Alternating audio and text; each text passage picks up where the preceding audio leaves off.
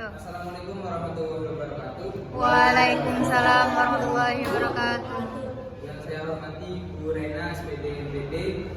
Nah, di sini kita akan mendiskusikan tentang pencegahan risiko terjadinya anak dengan lamban belajar dan kesulitan belajar. Nah, saya di sini dengan Ivan Abdullah Fakti dengan sebagai moderator. Saya Hidayat Zulfa sebagai pemateri. Saya Kararis Febrianti. Saya Jesse Lancar Diniati. Saya Lakari Rahman. Saya Usin Soba. Nah, langsung saja tanpa berlama-lama dengan menghemat waktu, saya mulai presentasi. Langsung masuk ke materi yang pertama, yaitu pengertian lamban belajar. Di sini saya akan menjelaskan apa itu keterlambatan belajar atau lamban belajar. Lamban belajar atau slow learn adalah mereka yang memiliki prestasi belajar rendah di bawah IQ rata-rata manusia pada umumnya pada salah satu atau seluruh area akademik.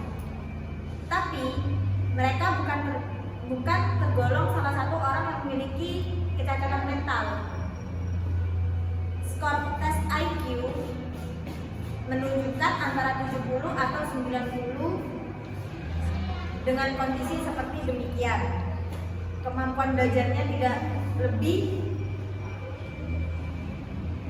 cepat dibandingkan dengan teman sebayanya atau cara tangkap belajar dia lebih lamban dari teman-teman yang lainnya. Dan mereka juga memiliki rentang perhatian yang pendek. Anak yang memiliki hambatan ini memiliki ciri fisik normal, namun pola pikir dia yang terlambat ataupun lemah dibandingkan anak-anak yang lainnya. Next.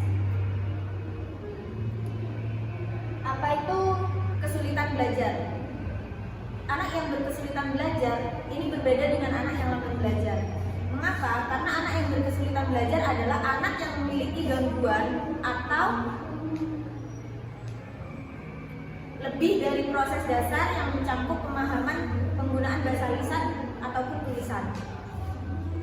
Gangguan tersebut mungkin menampakkan diri dalam bentuk kemampuan yang tidak sempurna dalam mendengarkan, berpikir, berbicara, ataupun membaca dan menulis. Batasan tersebut meliputi kondisi-kondisi seperti gangguan-gangguan perseptual.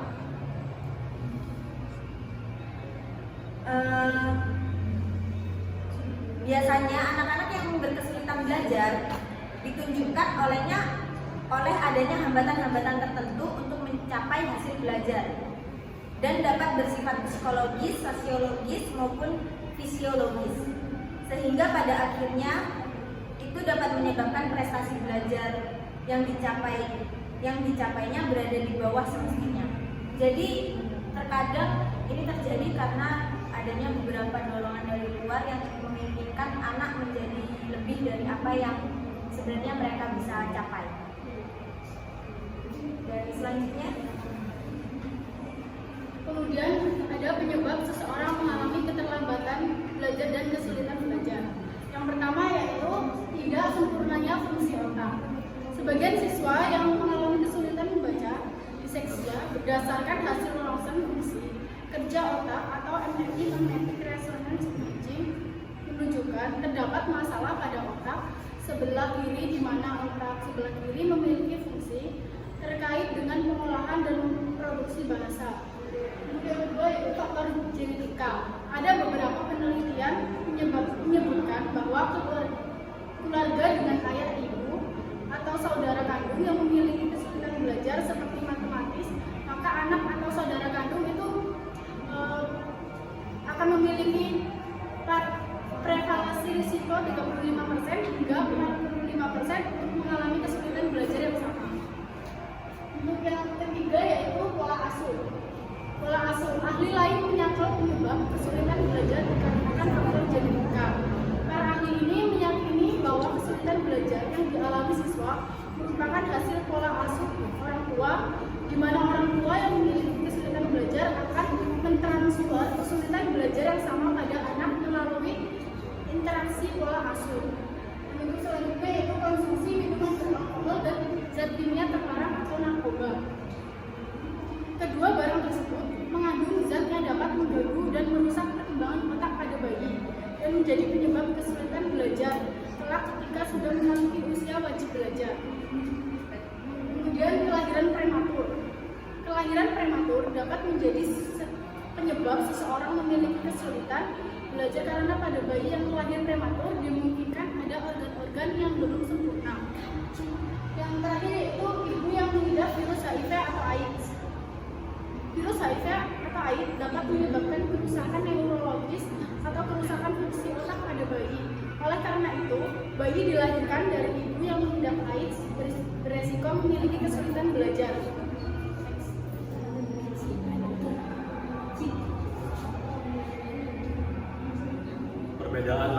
Perbedaan lamban belajar dan kesulitan belajar. Seorang anak lamban belajar mungkin secara signifikan lebih lambat dalam mencapai progres untuk usianya, tetapi perkembangannya akan seimbang. Sedangkan seorang anak kesulitan belajar akan menunjukkan kesulitan tertentu yang membuat proses belajar menjadi lebih sulit. Tidak baiknya kemampuan untuk mendengar, berpikir, bicara, membaca, menulis, mengeja, atau mengajarkan penjumlahan matematik. Anak-anak ini membutuhkan lingkungan yang kondusif bersama dengan bantuan yang ketat untuk tumbuh dan mengembangkan tingkat akademik yang sesuai dengan kemampuannya.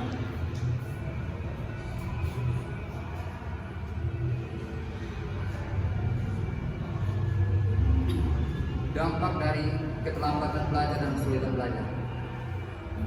Kesulitan untuk berinteraksi dalam aktivitas sosial. Anak yang mengalami keterlambatan berbicara, maka ia akan mengalami kesulitan dalam berinteraksi. Kedua, anak lebih sering mengalami tantrum, ketidakmampuan anak untuk menyampaikan keinginannya dan tidak paham orang akan keinginan. Si anak akan membuat anak menjadi sering marah dan tangguh, bahkan akan menjadi semakin parah ketika orang tua tidak segera mencari dan memberi terang yang tepat. Yang ketiga, anak lebih mungkin menunjukkan kurangnya kepatuhan, ketertarikan sosial, serta menarik diri.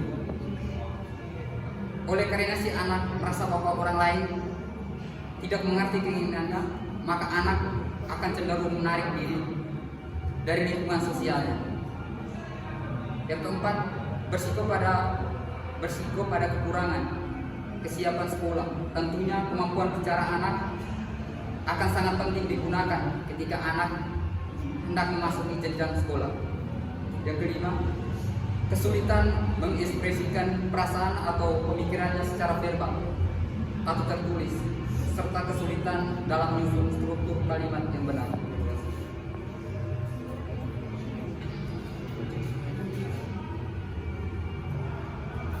Oke, dari kesimpulan dari pembahasan tadi adalah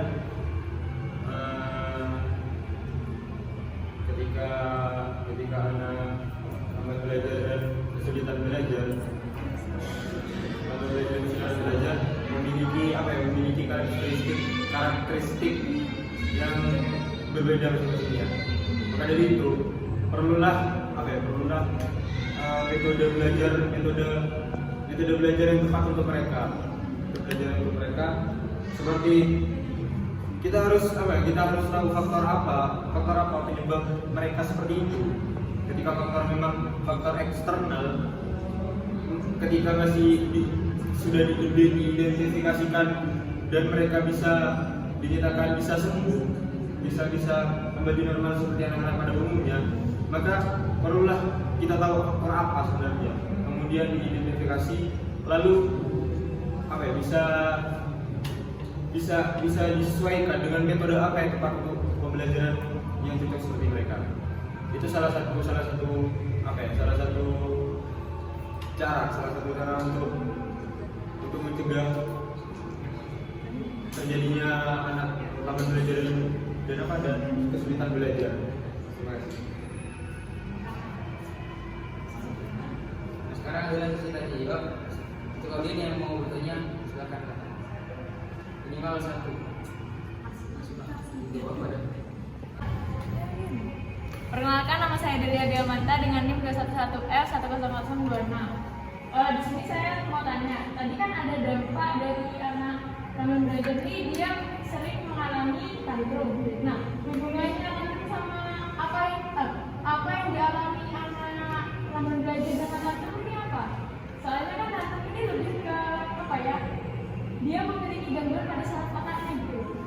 Terima kasih. Terima kasih untuk pertanyaannya. Oke, saya akan menjawab pertanyaan dari Delia tadi. Apa hubungan antara tantrum dan anak yang lamban belajar? Biasanya anak yang lamban belajar ini membutuhkan suatu dorongan ataupun suatu reward jika mereka berhasil melakukan sesuatu.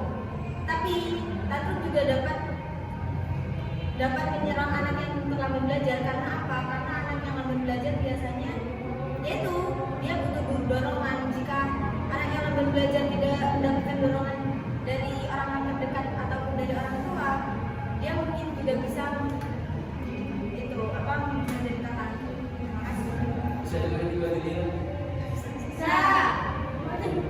Mungkin hanya itu yang bisa kami sampaikan. Kurang lebih baiknya minta maaf. Assalamualaikum warahmatullahi wabarakatuh.